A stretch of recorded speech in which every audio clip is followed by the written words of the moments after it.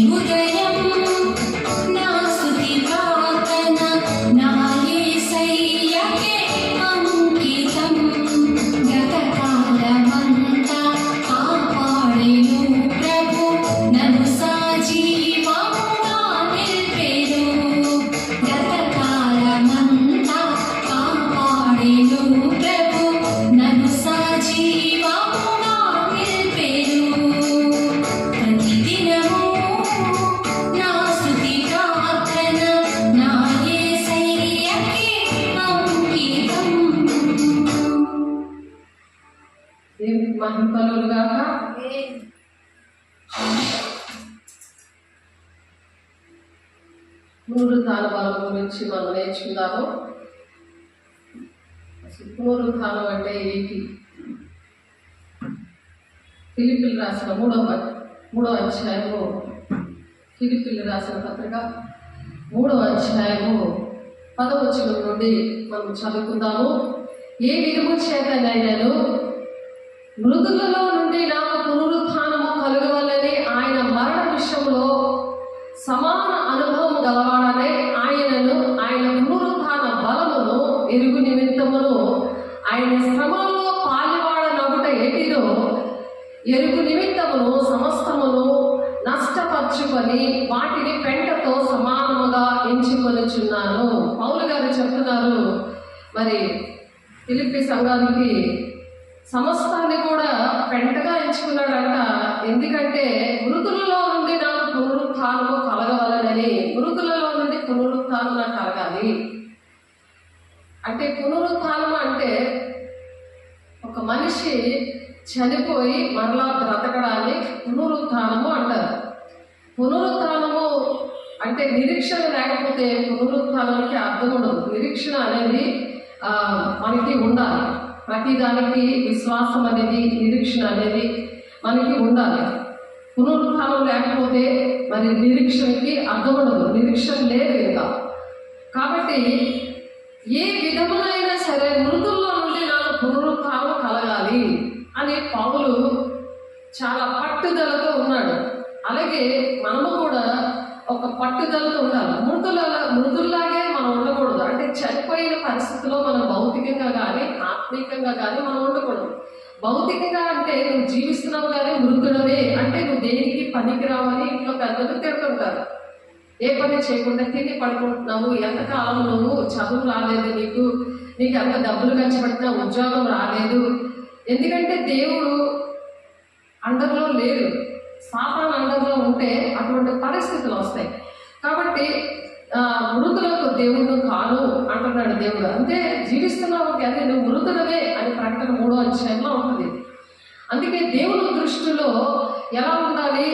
జీవిస్తున్నట్టు ఎప్పుడు కూడా యుగగాలు దేవుడు జీవిస్తున్నాడు కదా, తండ్రి చిత్తాన్ని నెరవేర్చి. ఆ విధంగానే మనం కూడా తండ్రి చిత్తాన్ని నెరవేర్చి యుగాలు కూడా దేవుని రాజ్యంలో ఉండాలి. చూడాలి.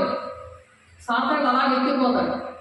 దేవుడి మాటలు హృదయంలో పట్టుకోకుండా దేవుడు సాతాన్ని నీ కళ్ళు అట్టు ఎలా తిప్పుతాడు అనమాట. బొర తిప్పుతాడు, కళ్ళు తిప్పుతాడు, మనసు అంతా వెళ్ళిపోతాడు సైతం వైపు. కాబట్టి దేవుడు ఇక్కడ ఉన్నప్పుడు నీ ప్రవర్తన జాగ్రత్త అంటున్నాడు. కాబట్టి ఏ విధమునైనా సరే మృతుల్లో నుండి నాకు పునరుత్థానం కలగాలి. మృతుల్లో నుండి నాకు పునరుత్థానం కలగాలంటే నేను చనిపోయి మళ్ళా బ్రతకాలి. ప్రతి ఒక్క మనిషి కూడా చనిపోయి బ్రతకాలి. ఈ బ్రతికితేనే దాన్ని ఆ పునరుత్థానం అనేది అంటారు. పునరుత్థానం అంటే ఏంటి చెప్పండి? చనిపోయి బ్రతకాలి. చనిపోయి బ్రతకాలి. చనిపోయి బ్రతికిన వాళ్ళు ఎవరున్నారు ఈ జీవితం, ఈ ప్రపంచంలో?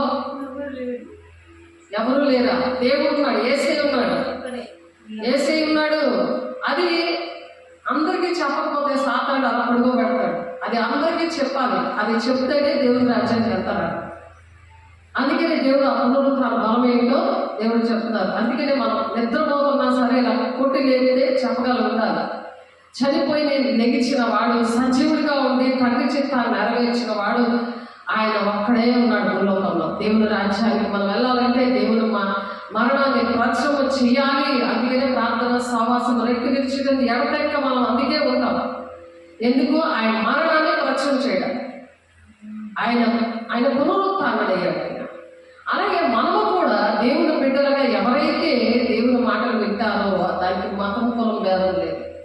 మాటలు వినడం చేయడం అంతే. అప్పుడు దేవుడు మనం చనిపోయాక అర్థమవుతుంది. ప్రతికుండగానే అర్థం చేసుకుంటే ఇంకా మంచిది. లేకపోతే ధవల సింహాసనం దగ్గర తీర్పు ఉంటుంది, మరి మహిమ సింహాసనం దగ్గర తీర్పు ఉంటుంది, న్యాయ సింహాసనం దగ్గర తీర్పు ఉంటుంది. అది ఎవరెవరికో అన్నీ కూడా వివరించి చెప్పడం జరిగింది. డిస్క్రిప్షన్లో ఉంది. ప్రతిదీ కూడా ఏ తీర్పులో నేను ఉంటానో అనే విషయాలు బాగా గుర్తుపెట్టుకోవాలి. కాబట్టి దేవుడు మనతో మాట్లాడుతున్నప్పుడు అది నిర్లక్ష్యంగా వినకూడదు. ఏ విధము చేత నేను మృతుల్లో నుండి నాకు పునరుత్థానం కలగవలనని ఆయన, ఎవరైనా పౌలు గారు ఎవరికి చెప్తున్నారు? ఫిలిప్పీ సంఘానికి. ఇలా వాక్యం పడగానే వాక్యం వెంటనే సాతాన్ని ఎత్తుకుపోతాడు. ఎవరికి చెప్తున్నారు? ఫిలిప్పీ సంఘానికి. ఈరోజు ఎవరితో చెప్తున్నాడు దేవుడు? గ్లోరీ గాస్పెల్ చర్చికి చెప్తున్నారు. అది గుర్తుపెట్టుకొని దేవుడి రాజ్యం నేను వెళ్ళాలి. అందుకే దేవుడు నన్ను కూర్చోబెట్టి మా తోడు దేవుడు మాట్లాడుతున్నారు. ఆన్లైన్లో ఉన్న బిడ్డలతో, ఆఫ్లైన్లో ఉన్న బిడ్డలతో మాట్లాడుతున్నారు. నీ ప్రవర్తన జాగ్రత్త అంటున్నాడు. అందుకనే దేవుడు చూస్తున్నాడు. మంచివారిని చెడ్డవారిని లోకమంతటా యెహోవా దేవుడు కళ్ళు చూస్తున్నాయి. దానికోసము సేవకులను పుట్టించాడు. మీకు దేవుడికి మంచివారికి సేవకులు పుట్టించారు. వాళ్ళంతా కన్నీటితో వేదనతో దేవుడు మీకు ఏం చెప్పాలని చెప్పినప్పుడు దేవుడు అవి చెప్పి మమ్మల్ని ఇక్కడ నిలబెడతారు. మేము కరెక్ట్గా చెప్పకపోతే మాకు కఠినమైన తీర్పు ఉంటుంది. అది యాకోబు 3:1 ఉంది. కాబట్టి దేవుడు మాట్లాడుతున్నాడు, మనిషిని నన్ను చూడకుండా దేవుడు మాట్లాడుతున్నారు అని నీ రక్షణను కాపాడుకో అంటున్నాడు ఆయన. భయముతోనూ భక్తితోనూ పౌలు గారు చెప్పిన నిరక్షణని కాపాడుకో అని చెప్తున్నాడు. అయితే ఇక్కడ ఫిలిప్పీ సంఘానికి ఫిలిప్పీలు 3:10 డబ్బులు బాగా గుర్తుంటాయి కదా, వాక్యం గుర్తుండదు. సాతాను గుర్తుండదు ఎప్పుడు. నీ గుర్తు లేదంటే సాతాను నీతో ఉన్నాడు, వాడు నేను నడిపిస్తున్నాడు, వాడు నీ తలములు నీ చేతులు అన్నీ కూడా నీ కళ్ళు అన్నీ ఆపరేట్ చేస్తున్నాడు అని గుర్తుపెట్టుకోవాలి. కాబట్టి ఏ విధము చేత నేను మృతుల్లో నుండి నాకు పునరుత్థానము కలగవాలని ఆయన మరణం విషయంలో సమాన అనుభవం గలవాడని ఆయన మరణము ఎలాగుందో అలాగే అంటే ఆయన పోలేనే నడాలి, అటువంటి అనుభవం నాకు రావాలి అని ఆయన పునరుత్థాన బలము తెలుసుకోవాలని ఏమనుకుంటున్నాడు. తెలుసుకోవాలంటే ఏం చేయాలి? పునరుత్థాన బలము తెలుసుకోవాలంటే ఏం చేయాలి? తెలుసుకోవాలని ఉందా? పునరుత్థానం అంటే ఏంటి, పునరుత్థాన బలం అంటే ఏంటి అని తెలుసుకోవాలని ఆయన ఏం చేశాడంట, సమస్తము నష్టపరుచుకున్నాడట. సమస్తాన్ని కూడా నష్టపరుచుకున్నాడట. టైం ఏంటి, డబ్బులు ఏంటి, మరి ఒంట్ల శక్తి, ప్రతిదీ కూడా సమస్తము కూడా నష్టంగా ఎంచుకున్నాడట. ఎట్టితే ఎరుగు నిమిత్తము సమస్తము నష్టపరుచుకొని వాటిని పెంటతో సమానంగా ఎంచుకున్నాడట.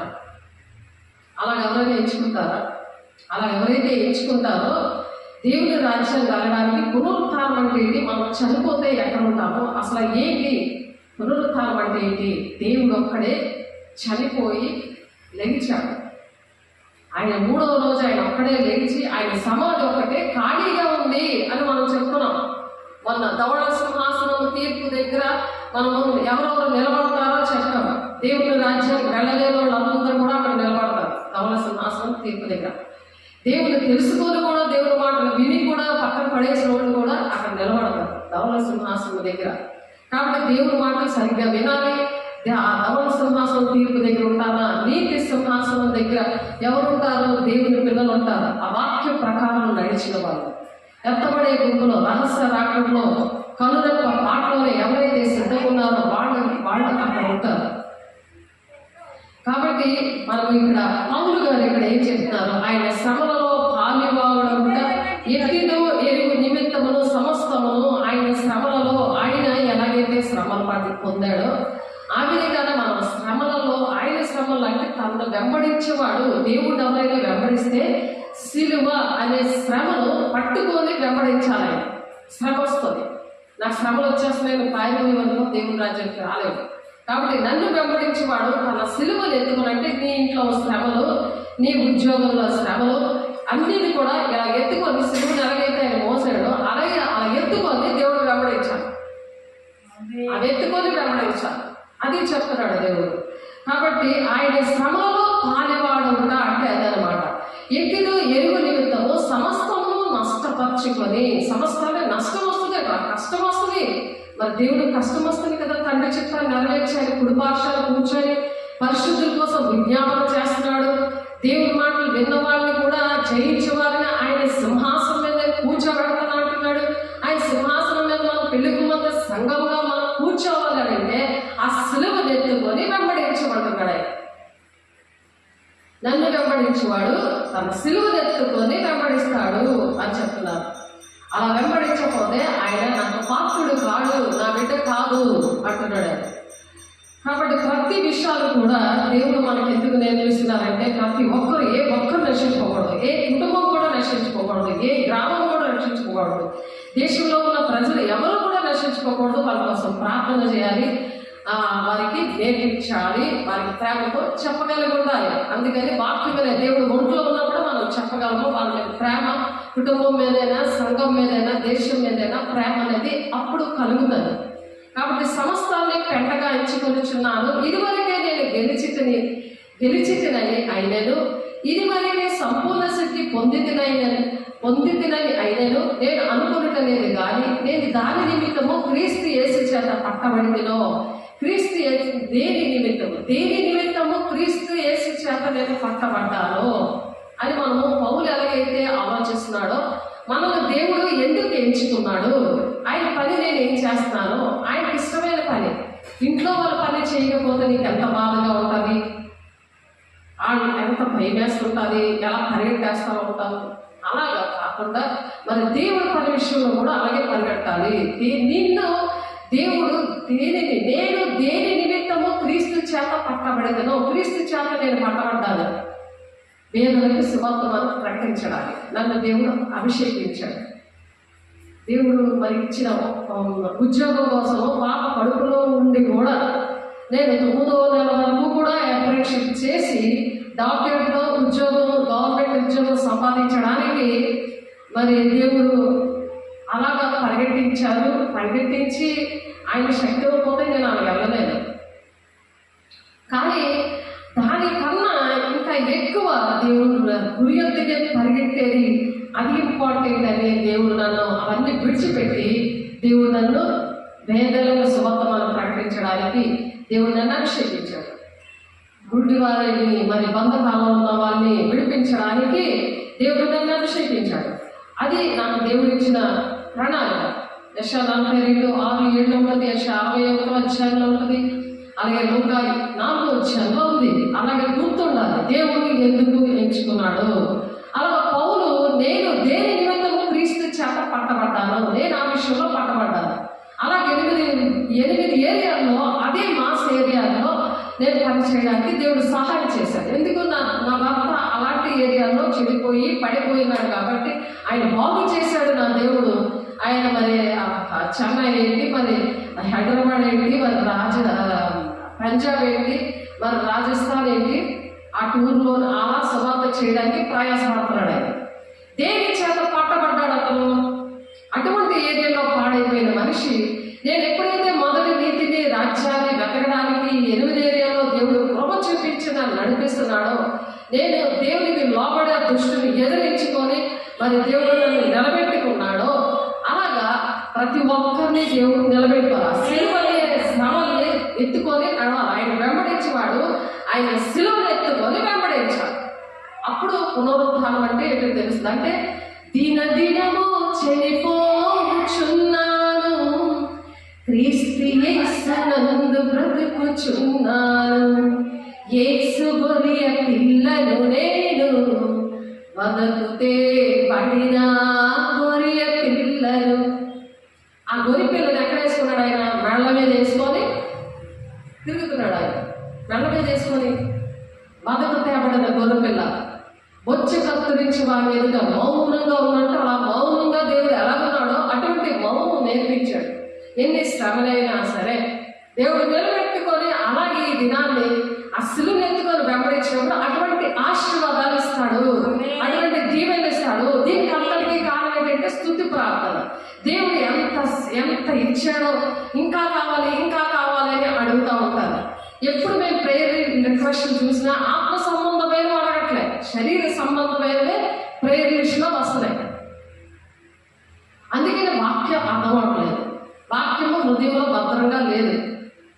కాబట్టి ఆ వాక్యము సాతాను ఎత్తుకోకుండా అది వాక్యంలో దూరంగా ఫలించినప్పుడు అప్పుడు అర్థం అవుతుంది ఏంటంటే నేను దేని నిమిత్తమో క్రీస్తు యేసు చేత పట్టబడినో. నేను దేని చేత పట్టబడ్డానో మీకు అంతా వివరించి చెప్తున్నాను. సాక్ష్యం ఎందుకు ఇస్తాడో అర్హత లేకపోయినా మనకి కృప ద్వారా రక్షించబడ్డాం. అది ఎక్కడుంది? ఎఫెసీ 2:8 కృప ద్వారానే మనం దేవుడు రక్షించాడు. మనలో ఏం కూడా అతిశయించడానికి లేదు, ఏ అర్హత లేదు. కానీ దేవుడు తండ్రి చిత్తాన్ని నెరవేర్చి ఆయన చనిపోయి బ్రతికి పునరుత్థానుడయ్యాడు. ఆయన సమాధి ఒకటే ఇక్కడ ఖాళీగా ఉందని దేవుడు చూపిస్తున్నారు. ఇక్కడ ప్రపంచంలో ఎతకండి, ఎవరైనా సరే చనిపోయి బ్రతికి ఉన్నారా? ఎవరైనా సమాధి ఖాళీగా ఉందా? దాన్ని పునరుత్థానం అంటారు. దానిలో ఒక శక్తి ఉంది, ఒక బలం ఉంది. ఆ బలం ఏంటో దేవుడి రోజు మాట్లాడడానికి ఇష్టపడుతున్నారు. దేవుడు బిడ్డ దేవుడు స్తోత్రం. ఇదివరకే నేను గెలిచిటనని అయినను, ఇదివరకు పొందితనని అయినను నేను అనుకోవట్లేదు. ఇంత దేవుడు చేస్తున్నాడు కానీ నేనేం గెలిచానని అనుకోవట్లేదు అంటున్నాడు పౌలు. నేనేదో గెలిచానని కాదు, దేవుడు మాట విన్నప్పుడు నాకు నేర్పించిన దేవుడు మీకు కూడా నేర్పిస్తాడని దేవుడు ఆశపడి నన్ను ఇక్కడ నిలబెట్టాడు. నాకు కూడా ఏమీ రాదు. నా దేవుడి దగ్గర ఎంతో నేను గోజాడినప్పుడు దేవుడి దగ్గర ఏంటి చెప్పాలి ప్రభా నీ పిల్లలకు అన్నప్పుడే దేవుడు నాతో మాట్లాడతాడు. ఆ మాట్లాడేది ఇక్కడ కూడా వచ్చి ఏడ్చినప్పుడే దేవుడు నాతో మాట్లాడతాడు. నిలబెట్టుకొని మాట్లాడేది ఆయన. మత్తయి 10:20 ఉంది ఆ మాట. ఇర్మియా 17:16 ఉంది. దేవుడు నాతో స్వయంగా మాట్లాడి నిలబెట్టి మీతోని నాతోని మాట్లాడుతున్నాడు. ఇదివరకే నేను గెలిచితనని అయినను, ఇదివరకే సంపూర్ణ సిద్ధి పొందితనని అయినను నేను అనుకున్నట్టు లేదు కానీ నేను దేని నిమిత్తము క్రీస్తు యేసు చేత పట్టబడినో దాన్ని పట్టుకొనవాలని పరిగెత్తుచున్నాను. మన పరుగు ఎలా ఉండాలంటే దేనికోసం పరిగెడుతున్నామో తెలియాలి. ఇక్కడ దేవుడి కోసము దేవుడిని చేతిలో మనం పట్టబడ్డప్పుడు దేవుడు కొన్ని పనులు అప్పచెప్పాడు. నువ్వు ఏ స్థితిలో పడిపోయావు, ఏ అలవాట్లో చెడిపోయి పడిపోయినావో అటువంటి వారిని బాగు చేయడానికి నిన్ను దేవుడు ఏర్పాటు చేసుకున్నాడు. దేవుని సేవ చేయడానికి, బలిపీఠం దగ్గర సేవ చేయడానికి, సేవకులతో సహకరించడానికి, ప్రతి విషయంలో సహకార పేరు జీవగ్రంథంలో రాస్తున్నాడు. ఆ పేరు గుడి చేశాడు ఎక్కడికో. అది రోజు ఆ జీవగ్రంథంలో నా పేరుందా లేదా అని ఎప్పుడు కూడా మనం చెక్ చేసుకోవాలి.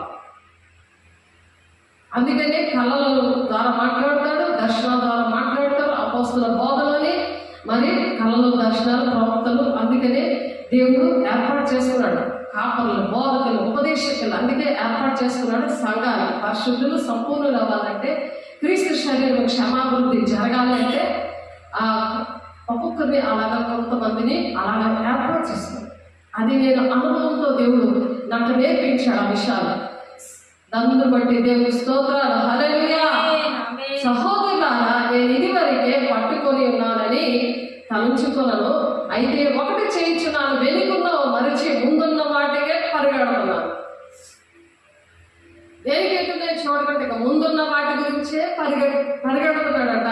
మరి అలాగా మనం పరుగులు తీయాలి దేవుని గురించి. దేవుడిని ఏ విషయంలో నేను పట్టబడ్డానో, ఏ విషయాలు నాకు దేవుడు నేర్పించాడు, ఏ విషయంలో నేను పడిపోయి నన్ను నిలబెట్టాడు, దీవించి ఆశీర్వదించి నాకు నేర్పించాడు. ఆ విషయాలన్నీ అభిషేకము. పరిశుద్ధాత్మను పొందుకోకపోతే ఏం జరుగుతుంది, పొందకపోతే ఏం జరుగుతుంది, ఆ విషయాలన్నీ కూడా నేర్పించాలని దేవుడు ఆశపడుతున్నారు. క్రీస్తు యేసునందు దేవునికి ఉన్నతమైన పిలుపును కలుగు బహుమానము పొందవలని గురి ఎత్తుగా మాట్లాడుతున్నాడు. ఉన్నతమైన బహుమానం ఎక్కడ ఉంది? నీతి కిరీటము, అక్షయ కిరీటము, మహిమ కిరీటము. ప్రకటన 2:10 ఉంటుంది మరి శివ కిరీటము. అవి ఆ బహుమానం పొందుకోవాలని పరిగెడతామా? ఇక్కడ ఉన్న చిన్న నాటల కోసం పరిగెడతామా? చాలా మందికి తెలియదు. అవి నేర్చుకొని మనం పరిగెడుతూ, మనం ఇంట్లో పనులు చేసుకుంటూ, అన్ని బాధ్యతలు వహిస్తూ మనం ఆ పని చేయాలని దేవుడు ఆశపడుతున్నాడు. దేవుడి బిడ్డ మరి కాబట్టి మనలో సంపూర్ణమైన వారం అందరము ఈ తత్పరమే కలిగి ఉందము. సంపూర్ణులు, పరిశుద్ధులు, సంపూర్ణులు అవ్వాలంటే, క్రీస్తు శరీరం క్షేమాభివృద్ధి జరగాలంటే దేవుడు నియమించాడు కదా. ఎఫెసీ 4:13 మీరు చదివితే అందులో ఉంటుంది. కాబట్టి అలా సంపూర్ణులైన వాళ్ళు అందరూనట ఈ తాత్పర్యమే కలిగి ఉండాలి. గురి యొద్దకే పరిగెట్టాలి. ఎందుకంటే కన్నురెప్ప పాటలో దేవుడు వచ్చినప్పుడు పునరుత్థానంగా మనము ఒకవేళ ముందు చనిపోయామనుకోండి, సముద్రము వారిని అప్పగిస్తుంది, పాతాళము అప్పగిస్తుంది. ముందుగా చనిపోయిన వాళ్ళ రక్షణ లేకుండా చనిపోయారనుకో వాళ్ళు దేవుని రాజ్యానికి వెళ్ళరు. ఆ తీర్పులో ప్రతి ఒక్కరూ భూలోకంలో ఉన్న వాళ్ళందరూ కూడా దేవుని న్యాయపీఠం ముందు నిలబడాలి, ధవల సింహాసనం ముందు నిలబడాలి, మహిమ సింహాసనం ముందు నిలబడాలి. ప్రతి ఒక్కరు కూడా చనిపోయిన వారు ప్రతి ఒక్కరిని కూడా మరి సముద్రంలో ఉన్న వాళ్ళని సముద్రం అంటే అప్పచెప్పిందని మనం నేర్చుకున్నాం ధవల సింహాసనం కోసం. అది ప్రకటన 26 ఉంటుంది. అవన్నీ చెప్తే సబ్జెక్ట్ ఇది పునరుత్థాన బలము ఏంటో తెలియదు. డిస్క్రిప్షన్లో ఉంది, చూడండి, మీరు చక్కగా వినండి. కాబట్టి మనలో సంపూర్ణమైన వారు అందరము ఈ తాత్పర్యమే కలిగి ఉందాము. అప్పుడు దేని కూర్చి మీకు వేరే తాత్పర్యం కలిగి ఉన్న ఎడల అది దేవుడు మీకు బయలుపరచును. ఇంకొక ఈ దారిలో వెళ్తాను, అక్కడికి వెళ్తాము, బ్యాంక్కి వెళ్ళాలంటే ఈ దారిలో వెళ్ళాలంటే ఇలా చుట్టూ తిరిగి వెళ్తే ఎప్పుడు బ్యాంక్ వెళ్తావు, ఎప్పుడు డబ్బులు చేతిలోకి వస్తాయి. కాబట్టి ఈ తాత్పర్యం అంటే సంపూర్ణులుగా మనం ఉన్నాం కదా, ఆ సంపూర్ణతను పోగొట్టుకోకూడదు, ఆ బలాన్ని పోగొట్టుకోకూడదు. అంటే పాపంలో చనిపోయి మరి జీవంలోకి వచ్చాం కదా. దేవుడు నూతనమైన జీవితం ఇచ్చాడు, నూతనమైన ఆత్మలు ఇచ్చాడు, నూతనమైన మహిమతో నింపాడు. అటువంటి సంపూర్ణమైన జీవితం ఇచ్చిన మళ్ళీ ఆ వెనక్కి తిరిగి చూడకూడదు. లోతు భార్య ఉప్పు స్తంభం అయిపోయింది. అలా వెనక్కి చూడకుండా ముందున్న వాక్యం నుంచే పరిగెట్టమంటున్నాడు. ముందేమున్నాయి, కిరీటం ఉన్నాయి, పరిమాణాలు ఉన్నాయి. ఈ తాత్పర్యం వేరు తాత్పర్యం కలిగి ఉన్నాడలా అది దేవుడు మీకు బయలుపరచు. ఏదైనా తాత్పర్యం అంటే బ్యాంక్కి వెళ్ళమంటుంటే బ్యాంక్కి వెళ్ళకుండా ఇంటి చేపల బజార్కి వెళ్ళి ఈరోజు చేపల కూర వండుకుందాం అంటే అక్కడికి వెళ్ళేసరికి డబ్బులు చేతిలో ఉండవు. ఈ దారి మర్చిపోతాం, బ్యాంక్ వెళ్ళే దారే మర్చిపోతాం. ఇది వేరే తాత్పర్యం ఒకవేళ ఉంటే అదే దేవుడు మీకు బయలుపరుస్తాడట. అప్పుడు బయలుపరుస్తాడు దేవుడు. నేను ఇటు వెళ్ళమంటుంటే నువ్వు అటు వెళ్ళావు, దాని నష్టం నువ్వే భరించు, మళ్ళీ ఈడ్చుకొని కాలు ఈడ్చుకుంటే వెళ్ళి అక్కడికి ఈ లోపల బ్యాంక్ కట్టేస్తాను. నీ వాక్యం ఇక్కడ చెప్తుంటే నువ్వు ఇంటికి వెళ్ళి మాంసంతో వండుకుందాం పరిగెడుతున్నావు కదా, ఈ లోపల ఏముండదు. నీ పునరుత్థాన బలం అయితే తెలియదు, నువ్వు సిద్ధపడవు. ఇంక అలాగే చేపల మార్కెట్ అయిపోతే తర్వాత ఇంకో దగ్గరికి వెళ్దాం. పిల్లవాడు పిలుస్తాడంటే శాఖగా పిలుస్తాడని నాకు అక్కడ పరిగెట్టేస్తాం. ఇంకంతే, వాక్యం ఉండదు, ఏముండదు.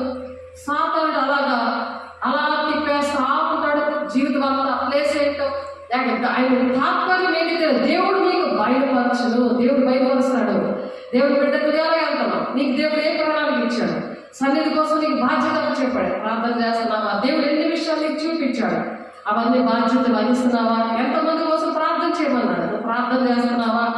దానికి ఏంటి కావాలి? 2 కొరింథీ 4:16 నీ బాహ్య పురుషుడు బలహీనంగా ఉన్నావు, నాకు కూడా రెస్ట్ కావాలి అంటారు సాతాను. ఆ బాహ్య పురుషుడు బలహీనంగా ఉన్నా సరే అంతరంగ పురుషుడు బలంగా ఉంటాడట. మేము అధైర్యపడము, అంతరంగ పురుషుడు ప్రతి దినము నూతనపరచబడతాడు అంటున్నాడు. ఇది బాహ్య పురుషుడు పడుకోబెట్టేస్తాడు. ఇక ప్రార్థన ఉండదు, ఏడు ఉండదు, స్థుతి ప్రార్థన ఉండదు, ఏటు ఉండదు. నాకు రెస్ట్ కావాలి అని సాతాను గారు బోధిస్తుంటాడు. ఏ రకమే చేయమని చెప్పు అంటాడు, మంచం ఎక్కించేస్తాడు. నొప్పి, సరుకు, అన్ని బాధలు, సాతాను మళ్ళీ దూరిపోతాడు. కాబట్టి అంతరంగా మేము అధైర్యపడము, ఏ విషయాల్లో కూడా నీతిమంతులు సింహంలో ధైర్యం ఉంటారని చెప్తున్నాడు. అలాగా అంతరంగ పురుషుడు ధైర్యంగా ఉన్నాడు అనుకోండి. దినదినము నూతన పరుస్తున్నావు అనుకో, నూతన పరచబడాలి. రోజు ఒక కొత్త పాట నీ నోట్లోంచి రావాలి, నువ్వు కొత్త పాటలు పాడాలి అని వాక్యం చెప్తుంది. కొత్తగా నువ్వు కనిపించాలి, నీలో ఒక వెలుగు, నీ ఒంట్లో ఒక బలము. అది ఏంటిది? పునరుత్థాన బలము. అంటే దినదినము కూడా శ్రమే. నిన్న ఒక శ్రమ, ఈరోజు ఒక శ్రమ, సిలువనెత్తుకొని నువ్వు వెంబడిస్తున్నావు అనుకో, నీలో ఎంత వేదన దుఃఖం ఉన్నా సరే అంతరంగ పురుషుడు దినదినము నూతన పరచబడతాడు. దేవుని స్తోత్రం. అదే ఎల్లప్పుడూ ఆనందించండి, మరలా చెప్తున్నారు ఆనందించండి అని చెప్తున్నాడు. అదే దేవుడు చెప్తుంది, అదే సంతోషం. మనిషికి చనిపోయే వరకు కూడా ఏదో కష్టము ఉంటుంది, ఏదో బాధ, వేదన, దుఃఖము ప్రతి వారి దగ్గర ఉంటుంది. పెద్దోళ్ళే కావచ్చు, చిన్నోళ్ళే కావచ్చు, గొప్పోళ్ళే కావచ్చు, పేదోళ్ళు కావచ్చు, ఎవరికి తగ్గట్టుగా ఉంటాయి. కానీ దేవుడు ఇచ్చిన సంతోషము అది ఎక్కడా దొరకదు. అది ఎలాగిస్తుంది అంటే ప్రతి దినము మనం స్తుతి ప్రార్థన చేసుకున్నప్పుడు, ప్రతి దినము కూడా దేవునితో గడుపుతూ ఉన్నప్పుడు, ఆయన మాటలు, ఆయన వాక్యము వింటూ ఆ పశ్చాత్తాపడుతూ దేవుని దగ్గర అడుగుతున్నప్పుడు, దేవుని యొక్క అభిషేకముతో ఉన్నప్పుడు, దేవుని యొక్క మంచి పాట కానీ వాక్యము కానీ మనల్ని ఓదారుస్తుంది. దేవుని వాక్యం బ్రతికిస్తుంది, వాక్యమే మనల్ని బ్రతికిస్తుంది. అది చూస్తే తేనె తాగల కన్నా మధురమైనది. ఎలాంటి శ్రమ వచ్చినా సరే వెంటనే ఆదరిస్తూ ఉంటుంది దేవుని వాక్యము. దేవుడు ఏం చెప్తారు కాబట్టి మనలో సంపూర్ణమైన వారం అందరము 15వ వచనం, ఫిలిప్పీయులకు రాసిన పత్రిక 3వ అధ్యాయం 15వ వచనం చదువుతున్నాం. కాబట్టి మనలో సంపూర్ణమైన వారందరము ఈ తాత్పర్యమే కలిగిందము. అప్పుడు దేని గురించి మీకు వేరు తాత్పర్యం కలిగిన ఎడల అది దేవుడు మీకు బయలుపరుస్తాడంట. ఇంకో దాంట్లో వెళ్ళిపోతున్నావు అనుకో, ఇంకో మైండ్లో నువ్వు వెళ్ళిపోతున్నావు అనుకో, అది కూడా నీకు ఎప్పుడు బయలుపరుస్తాడు? నువ్వు స్తుతి ప్రార్థన చేస్తావు అనుకో. అప్పుడు మనం పాట పాడుకున్నాం కదా, అలాగే స్తుతి ప్రార్థన అనేది చాలా దేవుడు మనకి ఇచ్చినవన్నిటిలో కూడా అస్తమాటికి స్థుతులు చెప్తా ఉండాలి. ఈ ప్రాణము సజీవులంగా ఉంచాడు, గడిచిన కాలం అంతా మనల్ని దీవించి ఆశీర్వదించాడు, ఎన్నో మేట్లు ఎన్నో అద్భుత కార్యాలు జీవితంలో చేశాడు. అన్నిటికన్నా ముఖ్యంగా రక్షణ ఇచ్చాడు. ఆయన కలిగి ఉన్న జనులు ధన్యులు, వారికి ఏమేమి పొదువే కదని ఒక అండగా దండగా నిలబడ్డాడు. ఇంకేమి సంపాదించేసుకుంటాం అని దేవుడు అడుగుతున్నాడు. రేపే నీ ప్రాణం తీసేస్తున్నాను, నీ ప్రాణం నేను తీసుకెళ్తాను, నువ్వేం చేస్తావు అని అడుగుతున్నాడు. నా ప్రాణమా నువ్వు తినుము త్రాగుము సుఖించము అంటున్నాడు అంటే ఒకడు. వెంటనే దేవుడు ఆ మాట అన్నాడు, నేనే నీ ప్రాణం అడుగుతున్నాను అని. ఏం చేస్తాం? కాబట్టి గురి అందుకే మనం పరిగెట్టాలని దేవుడు ఈ మాటలు చెప్తున్నారు. పునరుత్థాన బలము అంటే చనిపోయి దినదినము మనం చనిపోయి ఏంటి క్రీస్తులో అలా బ్రతుకుతామంట. అంటే ఏంటి? వాక్యం. ఆయన ఆత్మస్వరూపే ఉన్నాడు కదా, ఆయన మాటలు ఆత్మతోనూ సత్యముతోనూ మనం ఆరాధించినప్పుడు ఆయన మాటలు నూరంతలుగా హృదయంలో ఫలింపు జరుగుతుంది. హృదయంలో ఫలింపు జరగాలి, మొదట స్నానం జరుగుతుంటుంది. అలాగే దేవుడు వాక్యం ద్వారా స్నానం చేయిస్తాడు. అలా సరి చేసుకున్నప్పుడు దేవుడు ఆ పాపాన్ని కొట్టేస్తాడు. వెంటనే పరిశుద్ధత ఒంటిలోనికి వచ్చి అది బీపీ అయినా షుగర్ అయినా అది ఏ కాళ్ళు నొప్పులైనా ఎటువంటిదైనా సరే దేవుడు నిలబడతాడు. తండ్రి చిత్తాన్ని నెరవేర్చడమే నాకు ఆహారమై ఉంది అంటాడు ఆయన. మనకు ఆకలేదు. ఎప్పుడైతే ఆ దేవుడు మనలో ఉంటాడో ఆ పునరుత్థాన బలం ఉంటుంది. ఆకలేదు దాహం లేదు దేవుడు పని చేస్తున్నప్పుడు. అటువంటి సాక్ష్యము మనం ఆ దినదినము కూడా నూతనపరచబడ్డప్పుడు అటువంటి దినదినము కూడా నూతనమైన సాక్ష్యము వస్తుంది మన దగ్గర నుంచి. అనేకులు క్రీస్తు సిలువకు శత్రువులుగా నడుచుకుంటున్నారు. సిలువ అంటే బంగారు సిలువ పుస్తకాలు ఉంటారు అమ్మేసి, అమ్మో శ్రమలు వచ్చేస్తున్నాయి అని అంటుంది ఒక తల్లి. ఆలోచించండి, ఆ సిలువ అంటే ఎంత ఇష్టమో నాకు. అందరికీ నేను సిలువ వేసి, నా ఆత్మీయ పిల్లలు అందరూ కూడా సిలువ వేసుకుంటారు. ఎన్నో అద్భుత కార్యాలు చేశారు. ఆ ఇష్టం చేసేది ఎవరు? దేవుడు. సిలువ ఎత్తుకొని వెంబడించాలంటే ఎవరు నడిపించారు? పరిశుద్ధాత్మ దేవుడే. దాని విలువ ఏంటో తెలియదు, సిలువ విలువ తెలియదు. ఆ సిలువ మీద ఆయన మనిషిగా ఆయన భూలోకానికి దేవుడు కుమారుడుగా తండ్రి పంపించాడు. ఎవరైనా మన పిల్లలు పంపించేస్తామా? ఇదిగోరే వాళ్ళ కోసం ప్రాణం పెట్టారా? వాళ్ళు చాలా పాపంతో శాపంతో బంధకాల్లో ఉన్నారు, వాళ్ళు చాలా కష్టాలు ఉన్నారు. కాబట్టి నువ్వు వెళ్ళిపో, మేము మర్చిపోతున్నాం, నువ్వు చచ్చిపోయినా పర్లేదు, వాళ్ళ విషయంలో వాళ్ళ కుటుంబాన్ని నేను అప్పచెప్పేశాను అని అంటే వాళ్ళకి ఎలా ఉంటుంది? వాళ్ళకి ఇస్తామా? కానీ దేవుడు తన సొంత కుమారుని దేశం అంతటి కోసం, ప్రపంచం అంతటి కోసం కూడా ఆయన కుమారుని అప్పచెప్పాడు. ఆయన మహిమని ఆయన అసలు దగదగ మెరుస్తున్న పర్వత రాజ్యంలో సింహాసనం మీద వజ్రాలతో వైడూర్యాలతో ఉన్న సింహాసనం మీద కూర్చున్న కుమారుడిని పెంటలాంటి మనుషుల కోసం ఆ మహిమనంతని విడిచిపెట్టి భూలోకానికి దేవుడు తీసుకొచ్చి మనకు ఎలాగ నడవాలి, ఎలాగ ప్రేమగా ఉండాలి, ఎలాగ ఇరుగు పొరుగు వారితో ఉండాలి, ప్రతిదీ కూడా నీ పొరుగు వారిని ఎలా ప్రేమించాలి. నువ్వు అలాంటి దేవుడి గుణాలు ఉన్నప్పుడు నువ్వు దేవుడి రాజ్యానికి వస్తావు. కాబట్టి మనిషి తప్పు చేసినందుకు మనిషే ప్రాణం పెట్టాడు, మనిషే బలిపడి నువ్వే బలులు అర్పణలో ఏమీ ఇవ్వక్కర్లేదు, నేను నీ కోసం బలి చెప్పాను, బలిగా నేను అర్పించబడ్డాను అని చెప్తున్నాడు. ఆ సిలువని, ఆ సిలువ మీద చనిపోయి ఆయన శాపగ్రస్తుడిగా ఆయన పాపం అంతటి మన పరిశుద్ధతను అంతటి మన పరిశుద్ధం అంతా కూడా ఇతరులు కూడా మనం అలాగ అప్పగించాలి. వాళ్ళలో మన పాపము మనము తీసుకునేటట్టుగా ఉండాలి. వాళ్ళ మీద చేతులు వేసి ప్రార్థన చేసినప్పుడు అటువంటి పరిస్థితులు వస్తాయి. మొదటి తిమోతి రాసిన పత్రికలో ఉంటుంది 5వ అధ్యాయంలో 5:22 పరుల పాపంలో పారిపోకస్తుడు అవద్దు అంటాడు పౌలు. ఆ పాపంలో వెళ్తుంటే వాళ్ళు చేతుల మీద ప్రార్థన చేస్తారు. ఎందుకంటే వాళ్ళు ప్రార్థన చేయడం రాదు, వినరు, చెబితే వినరు. కాబట్టి ఏం చేస్తారు? పోలే చేతి వేసి ప్రార్థన చేస్తారు, కొన్ని దెయ్యాలు వెళ్ళిపోతాయి, కొంత అభిషేకం వస్తుంది. అక్కడ నుండి అయినా కాస్త వాక్యం విని వాక్యం రాసుకొని వాక్య ప్రకారం నడిచి దేవుడి సన్నిధికి వస్తారు అని. అటువంటి ప్రేమ దేవుడు మనకి ఇచ్చాడు.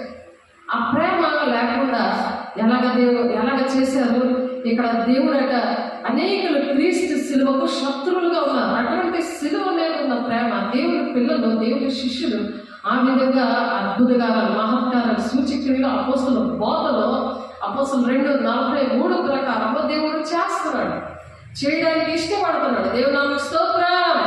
కాబట్టి అలాగా దేవుడు చేయడానికి మరి దేవుడు ఇష్టపడుతున్నాడు. కాబట్టి దేవుడు ఇక్కడ దుఃఖపడుతున్నారు. అనేక క్రీస్తు సిలువకు శత్రువులుగా నడుచుకొనిచున్నారు. శత్రువు అంటే అది అమ్మేసుకొని బంగారం సిలువ శ్రమలు వచ్చేస్తున్నాయి అమ్మేసుకోవడం, అంతే సిలువకి శత్రువులే కదా వాళ్ళు. సిలువ విలువ తెలియలేని వాళ్ళే కదా వాళ్ళు. మరి వాళ్ళ కుటుంబం అంతా కూడా ఇంకా నామకార్థంగానే ఉంది, నామకార్థమైన జీవితం. అన్నిటికీ నామకార్థులకి ఏమీ సంబంధం ఉండదు, ఏదో దండం పెట్టుకొని వచ్చాడు అంతే.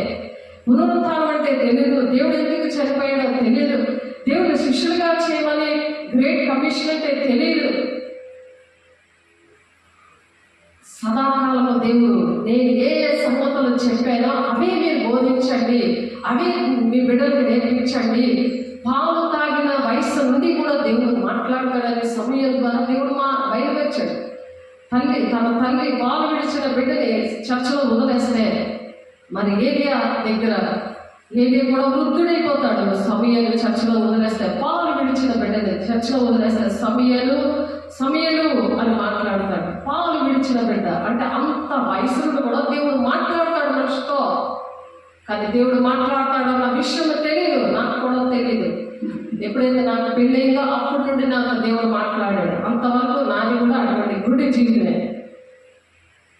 అలాంటి ఆ గుడి జీవితంలో ఉండి ఎప్పుడైతే దేవుడి దగ్గర చేతులెత్తి సమర్పించుకున్నానో, నా జీవితం అంకితం చేసుకున్నానో, అప్పుడు దేవుడు యెషయా 42వ అధ్యాయంలో ఉంది కదా, 6-7 వచనాల్లోని గుడ్డివారిని కళ్ళను తెరచుటకును, బంధింపబడ్డ వారిని చెరసాలలో నుండి వెలుపలికి తెచ్చుటకును, చీకటిలో నివసించి వారిని బందీగృహంలో నుండి వెలుపలికి తెచ్చుటకును యెహోవానగు నేను నీతి విషయంలో నిన్ను పిలిచి నీ చేయి పట్టుకున్నాను అంటున్నాడు. ఆయన నీ చేయి పట్టుకున్నాడా? ఎవరు పట్టుకుంటున్నారు? నీ చెయ్య, నీ చేయి. దేవుడు నా చేయి పట్టుకున్నాడు.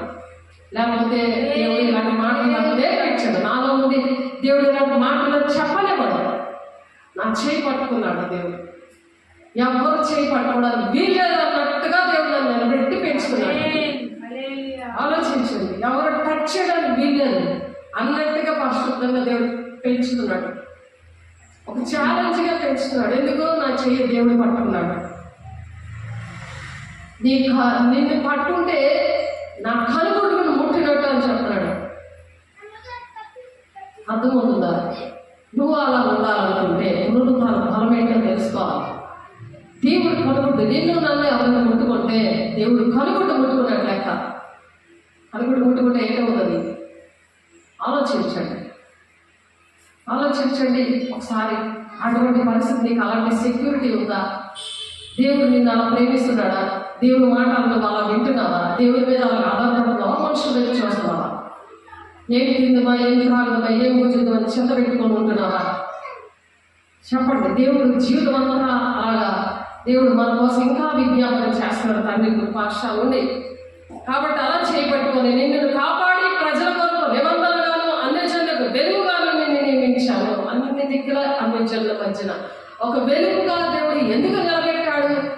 ఆయన ప్రణాళిక ఏంటి అనేది మనం నేర్చుకోవాలి. నా పట్ల దేవుడికి ఉన్న ప్రణాళిక మీతో వివరించి చెప్పడమైంది. మీరు అనేక మంది వివరించి చెప్పగలుగుతున్నారా? ఇప్పటికైనా మీకు అర్థమైందా? మీరు ఎందుకు భూలోకానికి వచ్చారో, ఏం చేస్తున్నారో? ఏదైనా ఒక చిన్న పని, దేవుడు ఇచ్చిన పని దేవుడు చేపట్టుకుంటే సాతాను చేపట్టుకుంటున్నావా? దేవుని పట్టు విదిలించేసుకొని ఎవరు చేపట్టుకుంటున్నావు అనేది గమనించండి. దేవుని బిడ్డలారా, అనేకులు వీళ్ళు ఎలా ఉన్నారట? అనేకులు క్రీస్తు సిలువకు శత్రువులుగా నడుచుకొనిచున్నారు. వీరి గురించి మీతో అనేక పర్యాలు చెప్పి ఇప్పుడు ఏడ్చుచు చెప్పుతున్నాను అని చెప్తున్నాడు పౌలు. నేను ఏడుస్తా, నేను ఎవరితో మాట్లాడుతుంటే కన్నీళ్ళు వచ్చేస్తుంటాయి. ఇంట్లో కానీ ఎవరితో మాట్లాడుతున్నా కన్నీళ్ళు వచ్చేస్తుంటాయి. ఇంట్లోనైనా లేకపోతే ఆరాధనలోనైనా, పాట పాడుతున్నప్పుడైనా, వాక్యం చెప్తుంది, కన్నీళ్ళు ఎందుకు వస్తుంటాయి? దేవుడు పరిశుద్ధాత్మ దేవుడు అక్కడ పౌలు ఏడ్చుచూ చెప్తున్నాడు, శిలువకు శత్రువులుగా జీవిస్తున్నారు మీరు. దేవుడు నీ కోసం ప్రాణం పెడతా, అదే తప్పు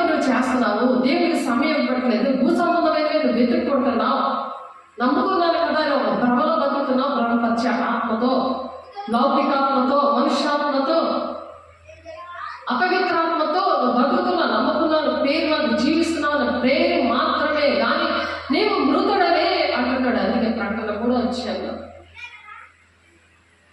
అలా మృతంగా ఉంటే మనం దేనికి పనికిరాం. ఏ విషయాలు గుర్తుండవు. ఏ విషయాలు కూడా ఒక భావం, వేదన, దుఃఖము, గురి ఎత్తుకే పరిగెట్టడం అంటే దేవుడి రాజ్యానికి పరిగెట్టడం. పరుగు ఆ దేవుడి మెలకు కలిగి ప్రార్థన చేయడంటే అదే మెలకువ. అంటే దేవుడు ఏ టైంకి వస్తాడో, ఏ క్షణంకి వస్తాడో, పొద్దు గుంపు వస్తాడో, జాబైపోతుంది అప్పుడు వస్తాడో, ఏ టైంలో వస్తాడో తెలియదంట. ఎంత ఎంత ఇష్టంగా మనం ఎదురు చూడాలి. అలా పరిగెడుతున్నప్పుడు ట్రైన్ ఎక్కి పరిగెడుతున్నప్పుడు ఆ ట్రైన్ వస్తే ఎంత ఇష్టపడతాము. వస్తుందిలే, ఎక్కచ్చులే అంటే ట్రైన్ వెళ్ళిపోతే నీకు టికెట్ దండగా. సేమ్ అలాగే నువ్వు భక్తి దండగా వెళ్ళిపోతావు. నువ్వెన్ని ప్రార్థన చేసినా దండగా వెళ్ళిపోతుంది. ఎంత నువ్వు పరిచయం చేసినా, దేవుడి కోసం ఎంత ఇచ్చినా అవన్నీ కూడా దండగా వెళ్ళిపోతాయి. సిద్ధంగా ఉన్నావా, బుద్ధి లేని కన్నికలాగా ఉన్నావా, బుద్ధిగా కన్నికలాగా ఉన్నావా, సగాలకు సగం మందు విడిచిపెట్టబడతారు. ఎందుకంటే 5 విడిచిపెట్టబడతారు. 5 సిద్ధంగా వస్తారు. ఒక భ్రమలో బ్రతకడం. అందుకే పరిగెత్తమంటున్నాడు దేవుడు. ఇక్కడ పౌలు గారు పరిగెత్తమంటారు. అనేక పర్యాలు చెప్పిన అందుకే ఏడుస్తున్నాడు. ఆరాధన చర్చిలోని మరి అప్పుడు స్టార్టింగ్లో ఖాళీ ఉండేది. ఆ చర్చి నిండుగా ఉన్నది. మరి పారం పండుతోని నడుస్తున్న ఆ చర్చికి మరి అందరూ కూడా ఆ డబ్బులకి, ఆ భోజనాలకి ఆశపడి ఉండిపోయారు. అక్కడే పరిశుద్ధాత్మ పొందుకున్న వాళ్ళే, కానీ ఏర్పాట్లో ఉన్న వాళ్ళతో సహా మోసపుచ్చబడతారు అని ఉంది వాక్యం. అలా మోసపుచ్చబడ్డారు. పరలోక రాజ్యం ఆహారము పానము కాదు కానీ తండ్రి పరలోక రాజ్యము ఆహారము పానము కాదు కానీ పరిశుద్ధాత్మైన ఆనందమే ఉందని ఉంది. ఆనందం వద్దు, తిండి తినడం ఈ ఆనందమే కావాలని ఉండిపోయారు. అక్కడ వాళ్ళకి నేను చెప్తుంటున్నప్పుడు కళ్ళు ఒకటే నీళ్ళు వచ్చేసేవి కానీ వాళ్ళకి అర్థమయ్యేది కదా. అసలు వాళ్ళకి అర్థమయ్యేది కదా ఎందుకు పాస్టర్ గారు ఇలా ఏడుస్తున్నారు.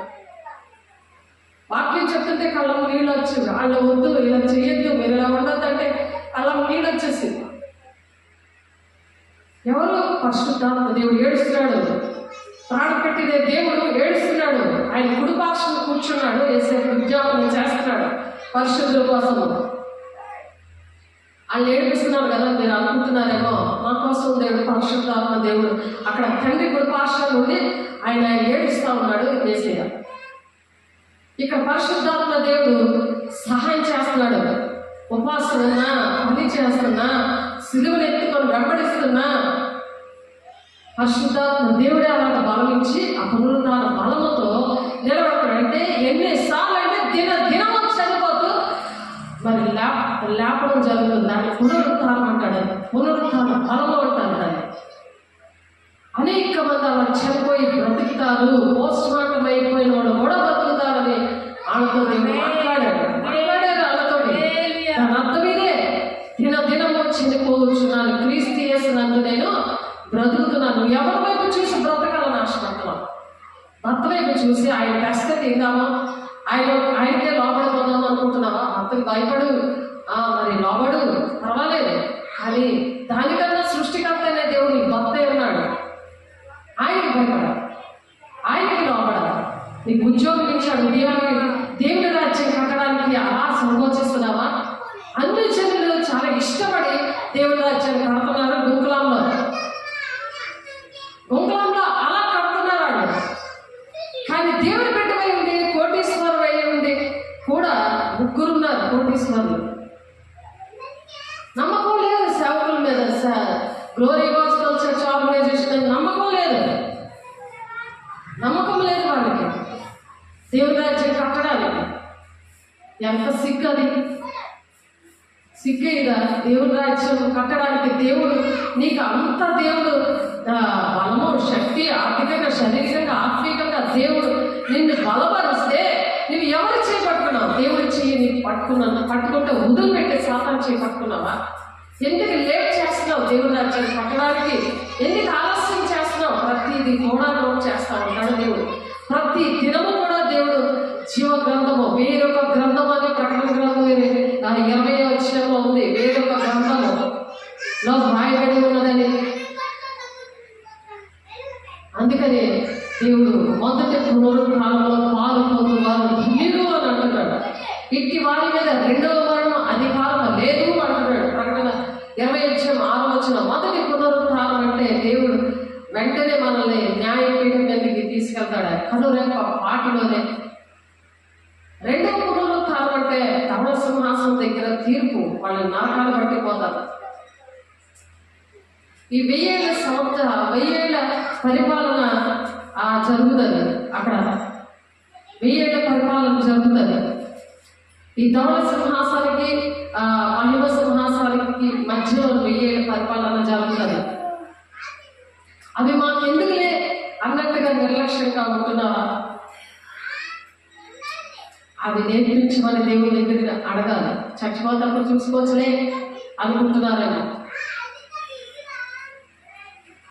కాబట్టి మొదటి పునరుత్థానంలో పాలు పొందువారు ధన్యులు, పరిశుద్ధుల్లో ఎదురు వారి మీద రెండవ మరణం అధికారం లేదు. అంటే యుగాలు దేవుడితో జీవిస్తారు. ప్రకటన 21:3 ప్రకారం నీవు దేవునికి క్రీస్తునికి యాజకులే, క్రీస్తుతో కూడా 1000 సంవత్సరాల రాజ్యము చేయదు. మనం ఏం చేస్తామో, ఎవరైతే మొదటి పునరుత్థానం ఉంటారో 1000 సంవత్సరాలు కూడా దేవునితోనే రాజ్యం వెళ్తారు. ఈ భూలోకంలో 1000 సంవత్సరాలు కూడా దేవుడితో రాజ్యం వెళ్తారు. 1000 సంవత్సరాలు గడిచిన తర్వాత సాతాను తానున్న చెరలో నుండి విడిపించబడతాడు. ఈ 1000 సంవత్సరాలు కూడా ఆ సాతాన్ని ఆ చెరలో వేసేస్తారు. తర్వాత వాడు విడిపించబడతాడు. 1000 సంవత్సరాలు అయిపోయిన తర్వాత భూమి నలుదిశల యందును జనులను లెక్కకు సముద్రం ఇసుక వలె ఉన్న గోగు మాగోగులు అనువారి మోసపరిచి వారిని యుద్ధములకు పోగు చేసుక వాడు బయలుదేరుతూ ఉంటాడు. మళ్ళా మాగోగులు యుద్ధము జరుగుతుంది. వాళ్ళందరినీ పోగు చేస్తాడు సాతాను. మళ్ళీ వారు భూమి అంతగా వ్యాపించి పరిశుద్ధుల శిబిరమును ప్రియమైన పట్టణం ముట్టడి వేయగా పరలోకము నుండి అగ్ని దిగి వచ్చి వారందరినీ కూడా దహించేస్తుంది. ఆ దహించాక వారిని మోసపరిచిన అపవాద అగ్ని గంధకములు గల గుండములో పడవేయబడుతుంది. అసలు అక్రూర మృగము అబద్ధ ప్రవక్త ఉన్నారు. వారి యుగములు రాత్రి బొగళ్ళు బాధించబడతారు. అగ్నిగుండం అనేది అంత్యక్రీస్తు కోసము, అబద్ధ ప్రవక్త కోసము, మరి ఇంకా సాతాను కోసం, ఈ ముగ్గురు కోసము నరకం అనేది దేవుడు ఏర్పాటు చేశాడు. కానీ దేవుడి పోలికలతో సృష్టించిన మానవుల కోసం అయితే నరకము సృష్టించలేదు. కానీ దేవుడు మాట వెనుక కావాలని వాళ్ళే వెళుతున్నారు నరకాలు.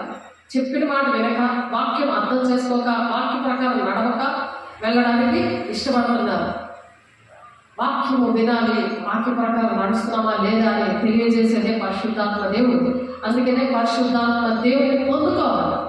పరిశుద్ధంగా ఉన్నప్పుడు ఆత్మ శరీరము పరిశుద్ధంగా ఉన్నప్పుడు పరిశుద్ధాత్మను మనం పొందుకుంటాము. పొందుకున్నదే కాకుండా ఎప్పుడో పొందుకున్నాను కదా, నేను 25 సంవత్సరాల క్రితం పొందుకున్నాను, అలా వదిలేయకూడదు. జంగు పట్టేస్తుంది కదా, సైకిల్ కానీ, బండి కానీ, లేకపోతే కారు కానీ కొనేసి 25 సంవత్సరాలు చేసి చూస్తే ఎలా జంగు పడుతుంది, అలాగే నువ్వు కూడా జంగు పట్టేసుకుంటావు. అందుకనే 2 కొరింథీయులు రాసిన పత్రిక 4:16 బాహ్య పురుషుడు బలహీనంగా ఉన్నా సరే అంతరంగ పురుషుడు దినము కూడా మరి నూతన పరచబడతాడు. అంటే రోజుకు వాడుతున్నావు అనుకో, కారు లేదు, అది చక్కగా వాడుకుంటున్నావు అనుకో, 25 సంవత్సరాలు చెక్కు చెదరకుండా ఉంటుంది. అందంగా చక్కగా నడుస్తుంది. ఆయిలింగ్ చేసి చక్కగా నువ్వు నడిపిస్తే అది దేవుడు కొన్ని కొంచెం వాడదే. దేవుడు నడిపిస్తాడు. నా బండి నా స్కూటీ అలాగే నడుస్తుంది. ఈ పాటికి ఎవరు కూడా వాడలేదు. ఆయనే డ్రైవర్, ఆయనే అంతా కూడా. దానికి దేవుడే ఇచ్చాడు. డ్రైవింగ్ కూడా ఆయనే నేర్పించాడు. డ్రైవింగ్ కూడా ఆయనే చేస్తాడు. దేవుడు స్తోత్రం. కాబట్టి మరి గొప్పవారేమి కొద్దివారేమి మృదులైన వారందరూ ఆ సింహాసనం మీద నిలబడి చూచితిని. అప్పుడు గ్రంథములు విప్పబడేను. ఎక్కడది? ధవళ సింహాసనం. మనం దీని ముందు మెసేజ్లో మనం నేర్చుకున్నాం. చాలా మంది వెళ్ళలేదని దేవుడు ధవళ సింహాసనం దగ్గర నిలబడటం ఏంటి అని అంటే అర్థమవలేదేమో అని దేవుడు ఈ మాట చెప్తారు. గొప్పలు కూడా, కోటీశ్వరులు కూడా ధవళ సింహాసనం దగ్గర నిలబడతారు. పేదోళ్ళ దగ్గర నుంచి గొప్పల వరకు. అందుకనే మరియు ధవళమైన సింహాసనం దాని ఏదో ఆశ్రయుడైన వాడిని చూచితిని. భూమి ఆకాశం ఆయన సముఖం నుండి నీళ్ళకు చోటు లేదు. ఇప్పుడు నా భూమి ఆకాశము పరిగెడతా ఉంటాయి దేవుని చూసి. నిలవడానికి ఎక్కడ కూడా చోటు కూడా ఉండదంట. ఎంత ఉంటుంది భూమి? పరిగెడతలే. పరిగెడతా నీ పరిస్థితి ఏది? అది ఆలోచించండి. మరియు గొప్పవారేమి కొద్దివారేమి మృతులైన వారందరూ ఆ సింహాసనం నిలబడి ఉంటే చూచింది. అక్కడ గ్రంథములు విప్పబడాను. మరి ఆ గ్రంథాల్లోనే ఉంటాయి ఇప్పుడు మనం ఏం చేస్తున్నాం, ఏం మాట్లాడుతున్నాం, ఏం చేస్తున్నామో ఏంటి అన్నీ కూడా అందులో విప్పబడతాయి. అక్కడ మనందరికీ కూడా అంటే ఎత్తబడ్డ గుంపుకైతే ధవల సింహాసనం తీయకూడదు, నీతి సింహాసనం తీయకూడదు. అక్కడ ఏంటంటే 2 కొరింథీ 5:10 ఉంటుంది. నువ్వు శరీరంలో జరిగించిన మంచివైనా సరే చెడ్డమైనా సరే క్రీస్తు న్యాయపీఠం ముందు నువ్వు లెక్కప్ప చెప్పాలి అన్నది. నేను అక్కడ లెక్కప్ప చెప్పాలి. దేనికోసం అంటే అక్కడ గ్రేడ్లు ఉంటాయి. మహిమ కిరీటము, అక్కడ జీవ కిరీటం, ఇలాంటివన్నీ కూడా అంతవరకు సహించబడే రక్షణ పొందుకున్నాను కదా, అంతవరకు వీళ్ళు సహించారా లేదా? మత్తయి 24:13 ఉంటుంది. అంతవరకు కూడా సహించుకోవాలి. ఆయన సిలువను ఎత్తుకొని వెంబడించాలి. సాతానుడు అలాగా బాడీ ప్రజెంట్ మైండ్ ఆబ్సెంట్ అన్నట్టుగా చేస్తాడు. కానీ అలా ఓర్చుకోవాలి. ఆ ఓర్పు మనకు విజయము. ఓడిపోవడం అని మనం పాట పాడుతున్నాం. ఓడిపోనివ్వడు మనల్ని ఓడిపోనివ్వడం చక్కగా పాట పాడుతున్నాం. పాటలు పాడటమే కాదు, ఇంట్లో కూడా అది పాడుకుంటూ ఏదైనా సమస్యలప్పుడు దేవుడు జయిస్తాడని, ఎవరైనా శోధనకరంగా సేవకి దేవుని రాజ్యం కట్టడానికి ఆలస్యం చేస్తుంటే వారి విషయంలో దేవుడు దినదినము కూడా మనల్ని నూతన పరుస్తాడు. మేము అధైర్యపడము అంటున్నాము. అక్కడ వాక్యం ఉంటుంది, మేము అధైర్యపడము.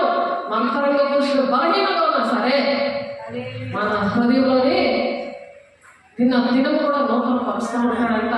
అంతరంగ పురుషుడు పరిశుద్ధాత్మ దేవుడు ఆయన బలపరుస్తాడు. మనం తిన్నా లేకపోయినా ఎలాగున్నా సరే దేవుడు బిడ్డలుగా, రారాజు బిడ్డలుగా, రాకుమార్తెలుగా దేవుడు పెంచుతున్న పిల్లల విషయంలో ఇక్కడ న్యాయపీఠం దగ్గర వాళ్ళు బహుమానాలు అందుకుంటారు. నా బిడ్డ ఎంత ఓర్చుకుంది, ఎంత త్యాగం చేసింది, ఎంత సమర్పించుకుంది, ఎలా పరిశుద్ధంగా ఉన్నారు, నా బిడ్డలు ఎలా ఉన్నారు, ఎలా త్యాగం చేశారు. దేవుడు చేశాడు అలా. తండ్రి కృపాక్షలు కూర్చున్నాడు. అలాగే పెళ్లి కుమార్తె సంఘము అంటే పెళ్లి కుమారుడిగా దేవుడు ద్వారం దగ్గరే ఉన్నాడు కాబట్టి పెళ్లి కుమార్తె సంఘము కూడా ఆయన పక్కన ఆయన కృపాక్షలో కూర్చోబెట్టాడు. పెళ్లి కుమార్తెని, పెళ్లి కుమార్తె సంఘమా సిద్ధంగా ఉన్నావా అని అడుగుతున్నాడు దేవుడు. ప్రతి క్షణం కూడా మనం అది ఆలోచించాలి. అదే గురి వద్దకే పరిగెడుతున్నాము అంటున్నాడు ఆయన. మరి గొప్పవారేమి ఇక్కడ ధవల సింహాసనం దగ్గర ఏం జరిగింది? ఆకాశం భూమి గతించిపోయిందంట. ఇది పరిగెడుతుందంట. మొదటి ఆకాశం మొదటి భూమి గతించింది. అది ఎప్పుడు అది కన్నా 1వ అధ్యాయంలో ఉంటుంది. శూన్యంగా ఉంది. మరి అక్కడ ఆ జన్మలకైనా ఆత్మ అలా ఉంటుంది అని ఉంది. 1-2 వచనాలు చూస్తే అక్కడ శూన్యముగా ఉంది అని. ఆ భూమి అంటే ఇప్పుడున్న భూమి ఆకాశమే అది పరిగెట్టిందంట. పరిగెట్టిందంట. మరియు గొప్పవారేమి కొద్దివారేమి మృతులైన వారందరూ ఆ సింహాసనం ఎదుట నిలబడి చూచితిని. అప్పుడు గ్రంథములు విప్పబడేది. గ్రంథములు అంటే ఎవరి గ్రంథము వాళ్ళకు ఉన్నది, ఎవరి చిట్టా వాళ్ళకు ఉన్నది. బంగారం తనఖా పెట్టాను నేను టీవీలో.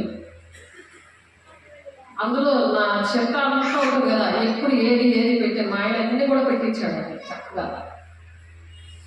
అయితే 8 తులాల బంగారం అయితే అంతా ఒకసారి ఎగరగొట్టేశాడు ఆయన. ఒకసారి ఆ చిట్ట కూడా పోయిందంతే. ఇప్పుడు అలాగే చిట్ట కాదు, ఇదైతే పాపపు చిట్ట ఎగిరిపోయింది. పోలేదు. దేవుడు ఏదైనా సరే దేవుడు లెక్కలు వెళ్తాయి. ఇప్పుడు దేవుడి రాజ్యానికి వెళ్ళడానికి మన భూ సంబంధంగా మనం ఆ చిట్టాలే కోసమే మనం బాధపడిపోతూ ఉంటాం. దగ్గర 8-9 లక్షలు అది. కానీ దానికోసం నేను బాధపడట్లేదు. కానీ దేవుడు ఇక్కడ ఏదైతే దేవుడి విషయంలో మనం ఏదైతే చేశామో అది జీవ గ్రంథంలో రాసి ఉండాలి. మన పేరు జీవ గ్రంథంలో రాసి ఉండాలి. ఆ చిట్ట ఎప్పుడు కూడా చెరిగిపోకూడదు. ఇక్కడ ధవల సింహాసనం దగ్గర వేరొక గ్రంథము అంటే ఏ టైము, ఏ డబ్బులు, ఏ మాటలు, ప్రతి విషయం కూడా ఒక్కొక్కరికి ఒక్కొక్క గ్రంథంలో రాస్తాడు దేవుడు. మతం కులం భేదం లేకుండా ప్రతి ఒక్క మనిషి కోసం ప్రాణం పెట్టిన దేవుడు సముద్రంలో ఉన్న వాళ్ళు అందరినీ అప్పచెప్పారని మనం నేర్చుకున్నాం కదా. పాతాళంలో ఉన్నవాడు వాళ్ళందరూ కూడా మృతుల ఈ న్యాయ సింహాసనం దగ్గర నిలబెడతాడు. అక్కడ తీర్పులో నిలబడాలి. అక్కడ తీర్పు నీకు ఉండాలంటే పనులతో పాటులోనే నువ్వు సిద్ధంగా ఉండాలి, గురి ఎప్పటికీ పరిగెడుతూ ఉండాలి. కాబట్టి ఆ తీర్పు వద్దు బాబోయ్, నాకు ఈ ధవళ సింహాసనం దగ్గర తీర్పు వద్దు అని చెప్పి సంపూర్ణంగా ఉన్న వాళ్ళ కోసము దేవుడు ఇందాక మాట్లాడారు కదా, శిలువుకు శత్రువులుగా ఉన్న వారికి చెప్పాలని, వాళ్ళకి బోధపరచాలని అనేక పర్యాలు చెప్పి నేను ఏడుస్తున్నానని నేను కళ్ళంలో నీళ్ళు రావాలి. నీకు వాక్యం అర్థమవుతే ధవళ సింహాసనం అంటే ఏంటి అర్థమవుతే, నీతి సింహాసనం దగ్గర నేను జీవ కిరీటం నాకు కావాలి, నాకు అక్షయ కిరీటం కావాలి, భూషణ కిరీటం కావాలి, నీతి కిరీటం కావాలి అని దేవుడిని అడగాలి. అలాగా దానికోసం గురి ఎద్దగా పరిగెడుతున్నాడు ఇక్కడ పౌలు.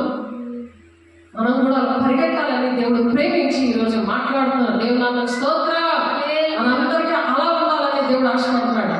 ఇక్కడ మరియు జీవ గ్రంథం వేరొక గ్రంథం ఉందట. ఆ గ్రంథంలో ఎవరి పేరైతే లేదో వారు రాయబడిన వాటిని బట్టి తమ క్రియలు చెప్పిన మృతులు తీర్పు పొందారు. మృతులు వాళ్ళ క్రియలన్నీ కూడా, వాళ్ళు చేసిన ప్రతి క్రియలు కూడా అలా ఉంటాయి.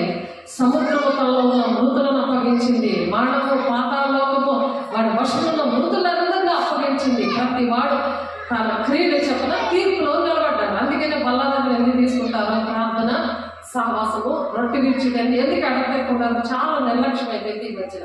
బల్లాలను తీసుకోకుండానే చక్కగా కూర్చొని చక్కగా వాక్యం వినడానికి దర్జాగా కూర్చుంటే వాక్యం అర్థమవుతుంది. రోజు తీసుకోవాలి, రాత్రి తీసుకోవాలి, పగలు తీసుకోవాలి, ఏడతెగక తీసుకోమన్నాడు. ఇంటింటే రొట్టె విరమని ఉంది వాక్యం. అప్పుడు సాతాను, మనలో ఉన్న సాతాన్ని భయం వేస్తుంది. అది నేను చేయి పట్టుకోను, దేవుడే మనం చేయి పట్టుకొని ఉంటాడు, నడిపిస్తాడు. అలా మనం తీసుకొని అలాగా దేవుని రాజ్యాన్ని కట్టడానికి ఆ ధవళ సింహాసనం తీర్పు దగ్గర నువ్వు ఉంటావు అని ఇతరులకి చెప్పాలి, కుటుంబంలో ఉన్న వాళ్ళకి చెప్పాలి, సంఘంలో ఉన్న వాళ్ళకి చెప్పాలి, దేశంలో ఉన్న వాళ్ళకి చెప్పాలి, ఇరుగు పొరుగు వాళ్ళకి చెప్పాలి. అది దేవుడు ఇచ్చిన పని. మరణములో మృతులు లోకములో అగ్నిగుండములో పడవేయబడును. ఈ అగ్నిగుండము రెండవ మరణము. ఎవరి పేరు నేను జీవగ్రంథం రాయబడినట్టు కనబడినట్ల వాడు అగ్నిగంధకములో పడవేయబడును. అందుకనే జీవగ్రంథంలో నా పేరుందా లేదా అని పరిశుద్ధాత్మను పొందుకొని అడుగుతున్నప్పుడు దేవుడు మాట్లాడుతూ ఉన్నాడు. నా అనుభవంగా మీకు చెప్తున్నాను. క్రీస్తు యేసునందు మహిమలో మీ ప్రతి అవసరత తీర్చును, విశ్వాసముతో వేడిన అడిగినవన్నీ ఇచ్చును. అడగాలి, జీవం క్రీస్తు కావాలయ్యా. క్రీస్తు యేసునందు మహిమలో అంటే పరిశుద్ధాత్మను పొందుకుంటూ, దేవా నాకు ఇలా కావాలి, ఇది నాకు కావాలి అని పైన వాటి కోసం వెతికే వరకు ఊహించలేని వాటి కంటే అత్యధికంగా ఏది అడగకపోయినా, అడగన వారి కంటే ఊహించిన వాటి కంటే అత్యధికముగా దీవించి మన దేవుడు అడగక్కర్లేదు, నేను అడగక్కర్లేదు, ఇస్తాడండి. నీకు ఏది కావాలో పర్లకు తండ్రి తెలుసు అంటున్నాడు. ఆయనకి ఇష్టంగా ఉంటే 1 యోహాను 3:21, మత్తయి 26:33 అడుగు వాటి కంటే ఊహించి వాటి కంటే అత్యధికంగా దీవిస్తాడు. కొంతమంది వాక్యం అర్థమవుతుంది, కొంతమంది పాటలు అర్థమవుతాయి. కాబట్టి పాటల ద్వారా, పద్యముల ద్వారా మీరు దేవుని వార్త ప్రకటించండి అంటారు. కొంతమంది పాటలు అంటే చాలా ఇష్టం, వాళ్ళకి పాటలతో ప్రార్థన చేస్తూ పాటలతో అంత సరదాగా ఉంటూ వాళ్ళకి నేర్పించాలి, వాళ్ళకి చెప్పాలి. పిల్లలతో, ఇంట్లో, కుటుంబంలో, బయట, ఇరుపరు వస్తుంది అలా మనం మాట్లాడాలని దేవుడు నేర్పిస్తున్నారు. కాబట్టి మత్తయి 13:42 అక్కడ ఏడుపును పండు కొరుకులు ఉంటాయట. అలాంటి పరిస్థితిలో ఉన్నప్పుడు నువ్వు చెప్పలేదనుకో, నీకు అన్నీ తెలుస్తుంది, నువ్వు నేర్చుకున్నావు, నాకు చెప్పలేదని నీ కుటుంబంలో ఉన్న వాళ్ళే నేను అడుగుతాను. ఇప్పుడు మామూలుగా కూర సరిగ్గా ఉండకుండా వచ్చేసరికి నేను అడుగుతానని బాధపడిపోతున్నావు కదా. కానీ నువ్వు దేవుని దగ్గరికి వెళ్ళావుగా, నాకేమీ చెప్పలేదు, ఇక్కడ పళ్ళు దొరుకుతూ నేను నరకంలో కాలుతూ ఉన్నాను, నువ్వు స్వర్గానికి వచ్చావు కానీ ఏ కిరీటం లేకపోతే ఏదో మూల ఉంటావు. అలా కాకుండా జీవ కిరీటంతో, మహిమ కిరీటంతో ఒక రారాజు బిడ్డగా ఉన్నావు అనుకో, నువ్వు చెప్పేసావు, వాళ్ళు వెళ్ళలేదనుకో, చూడు దేవుని బిడ్డగా ఎలా ఉందో మా అమ్మ, ఎలా ఉందో నా భార్య, ఎలా ఉన్నదో నా డాడీ అని అప్పుడు చూస్తాం. అప్పుడు నీకు అర్థం అవుతుంది. అప్పుడు ఏడుస్తున్నావు, అప్పుడు కూడా దేవుడు కనికరిస్తాడు. 7 ఏళ్ల శ్రమ దినాల్లో ఉండిపోతారు. అందులో కూడా చాలా దేవుడు కనికరించి ఆ 7 శ్రమ దినాల్లో లాస్ట్న దేవుడు వస్తాడు. ఇశ్రాయేలు ప్రజలు గుంపులు గుంపులుగా రక్షించబడతారు. అలా రక్షించబడ్డ వాళ్ళు మరి పెళ్లి కుమార్తె సంఘము మరి దేవుని రాజ్యంలో ఎత్తబడే గుంపుతోటి నూతన యెరూషలేము దిగి వచ్చుచున్నదని పాట పాడుకుంటాం మనం.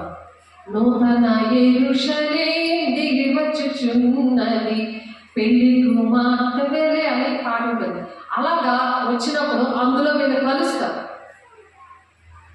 విడవబడిన వాళ్ళు నువ్వు చెప్పే అప్పుడు నువ్వు వెళ్ళిపోయాక అప్పుడు 7 శ్రమ దినాల్లో సాతానుడు మరి ఆ అబద్ధ క్రీస్తు అబద్ధ ప్రవక్త సాతాను హింసిస్తున్నప్పుడు అప్పుడు గుర్తు వస్తాయి. రహస్య రాకుండా ఎత్తబడినప్పుడు ఎవరైతే కుటుంబంలో లేరో వాళ్ళకి గుర్తు వస్తాయి. అందుకని మనం చెప్పాలి, ఇరుగు పొరుగు వరకు గుర్తు వస్తాయి. ఏడు మాయమైపోయారు, ఇలా కనపడట్లేదు. పేపర్లు వేస్తారు కొంతమందికి తెలియదు. కొంతమంది ఇద్దరు పడుకుంటే ఒకరు పడుకుంటారు, ఒకరు వెళ్ళిపోతారు. అప్పుడు తెలుస్తుంది ఏంటి, మా అమ్మ చెప్తున్నది, నా కూతురు చెప్తా ఉన్నది, నన్ను రేపు పాటలో నేను సిద్ధపడ్డాడి, నువ్వు సిద్ధపడలేదు కాబట్టి ఉండిపోయావు. అప్పుడే నీ వీడియోలు చూసుకొని వింటుంటారన్న. ఇవన్నీ మా అమ్మ చెప్పింది అనుకుని వింటారు. మాకు మీ తల్లి చెప్పిందని వింటారు. విని అప్పుడు దేవుడి రాజ్యంలో కలుసుకుంటారు. కానీ మరి ఆ కిరీటాలు అవి ఉండవు, ఏదో బాగుంటారు. ఇక్కడ భూలోకంలో ఉన్న కొంతమందికి చాలా 53 లక్షల ఇళ్ళు ఉన్నాయి. ఆత్మీయ బిడ్డలకి ఆలోచించండి, ఆ లక్షల ఇల్లు లైవ్ అయిపోతుంది, వెళ్ళిపోతుంది. ఏ సంపాదించుకున్నా అన్నీ కూడా కార్పొరేట్ అన్నీ సంపాదించుకున్నారు. హాయ్ బాయ్ అని చెప్పిన వాళ్ళందరూ కూడా మొదట ఆత్మీయంగా ప్రారంభించి ఇప్పుడు ఎంత త్వరగా మీరు శారీరకంగా మీరు అయిపోతారా అనే వాక్యంలో ఉన్నట్టుగా వాళ్ళందరూ అప్పుడు యూట్యూబ్ ఛానల్ ఎందుకు అని అడిగానే, ఎవరు చూస్తారు అని అడిగానే, అప్పుడు చూస్తారు. అప్పుడు ఆ సాతాను చేతిలో బాధించబడుతున్న వాళ్ళందరూ కూడా మరి అప్పుడు దేవుని రాజ్యానికి రావడానికి ఇష్టపడతారు. ఇశ్రాయేలు ప్రజలైతే గుంపులు గుంపులుగా ఒకేసారి రక్షించబడతారు. ఆ ఇశ్రాయేలు ప్రజలు మరి అంత్యక్రీస్తు బాధ పెడుతున్నప్పుడు అన్ని జనులు చాలా హెల్ప్ చేస్తారు. హెల్ప్ చేసిన వాళ్ళని మేకలు గొర్రెలుగా వేరు చేస్తాడు. వేరు చేసి అందులో మరి ఇశ్రాయేలు ప్రజలకి నా బిడ్డలకి మీరు హెల్ప్ చేశారు కాబట్టి, ఆకలిగా ఉన్నప్పుడు మీరు చూశారు, హాస్పిటల్లో ఉన్నప్పుడు చూశారు, ఇలాగ అన్ని విషయాలు మీరు చూశారు కాబట్టి నా తండ్రి చేత ఆశీర్వదించబడిన వారి ద్వారా నాకు రండి అని దేవుడు అటువంటి వారందరినీ కూడా దేవుడి రాజ్యంలో చేర్చుకుంటారు. దేవుడు ఇంకనూ అనేకమైన విషయాలు ఉన్నాయి కాబట్టి మరి ఇంకనూ నేర్చుకున్నాము. దేవుడి మాటలు దీవించుగాక, ఆశీర్వదించుగాక. ఆమేన్.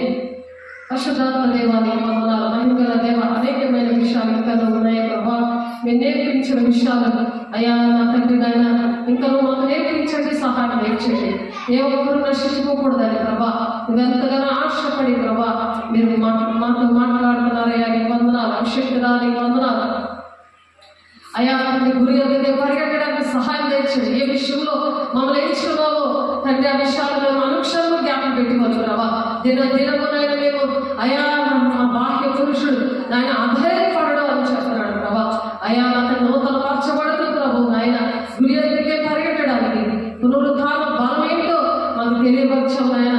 దినదినము చెడిపోతున్నాం ప్రభా. క్రీస్తు యేసులో మేము బ్రతుకుతున్నాం ప్రభా. ఇంకను అనేక విషయాలతో మీరు మాట్లాడడానికి ఇష్టపడుతున్నందుకు అయా తండ్రి మీకే వందనాలు, స్తోత్రాలు చెల్లిస్తూ అయా చేతులెత్తిన ప్రతి ఒక్క బిడ్డని కూడా అయా వాక్యం నూరంతగా ఫలవంతంగా ఫలింపు దయచేయండి నాయన తండ్రి. ఒక తీర్మానం చేసుకోవడం సహాయం దయచేయండి ప్రభా. అయా వెనుకున్న మనిషి ముందున్న వాటి కోసమే వేగిర పడుతున్నాయి పరుగులు తీసే పాదాలు నొక్కలు లేడుకుండే గంతులు వేసుకుని పని చేయడానికి యెహోవా కొరకు ఎదురు చూచేవారు నూతన బలము నూతన శక్తిని అయా అందరికీ దయచేస్తున్నారు దేవా. నీకు స్తోత్రాలు. మహిమగల దేవా, ప్రతి ఆటగాలు యేసునామములో లైవ్ అయిపోగాక మహిమగల నామములో అభిషేకంతో నింపండి, నీ మహిమతో నింపండి, కొరతలేని ఆత్మతో నింపి సమస్త మహిమ ఘనత ప్రభావం మీరే పొందుకుంటున్నందుకు వందనాలు, స్తోత్రాలు చెల్లిస్తే పరిశుద్ధ నామములో బ్రతిమలాడి వేడుకుంటున్నాము తండ్రి. ఆమేన్. తండ్రి యొక్క దీవెనలు మా యొక్క కృప పరిశుద్ధాత్మ యొక్క నిత్య సహవాసము చేతులెత్తిన ప్రతి ఒక్క బిడ్డలకి మా రక్షణ పొందుకోవడానికి ఇష్టపడుతున్న బిడ్డలకి ప్రభా రక్షణలో లేక ప్రభా నాయన రక్షణ పొందుకోవడానికి నాయన అయా త్వర పెడుతున్న ప్రతి ఒక్క బిడ్డని కూడా సదాకాలము తోడే నడిపించును గాక. ఆమేన్. దేవునికి మహిమ కలుగును గాక. God bless you. దేవుడు మిమ్మల్ని దీవించి ఆశీర్వదించును గాక. ఆమేన్.